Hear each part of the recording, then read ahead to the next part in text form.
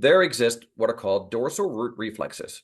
And the other concept, and we did a Facebook live on this whole concept of neurogenic inflammation and convergence. So this is a key thing if you're a manual therapist or a therapist of any kind. You have to understand that when a structure is inflamed, and in this case, they're saying the inflammation is around a vessel, or we could say it's an organ, like it's an intestine, and that nociceptive signal goes in to the area of the dorsal horn. What happens is that inflammation in that area goes back out neurogenic retrograde to all the other sensory neurons that meet at that same place. So you can get shared inflammation from the deep structure to the skin.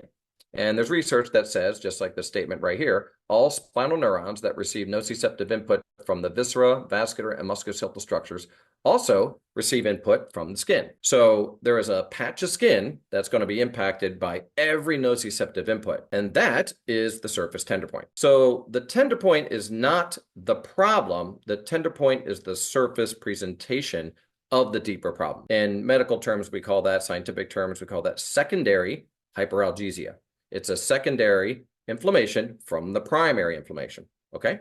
So the process is not to go digging your thumb into this or rub an ultrasound on that or whatever. It's to find that and drain it, and then this will go away. The other thing I want to say about tender points, and it goes back to Dr. Jones, the originator of counterstrain, it really sets counterstrain apart from every other manipulation. I've trained in high velocity, muscle energy, so many things in my early 20s. But until you have that tender point to tell you definitively, aha, that's what's wrong. And number two, something to monitor the effectiveness of your treatment, it's kind of guesswork. But with the counterstrain, we treat it until that tender point is gone.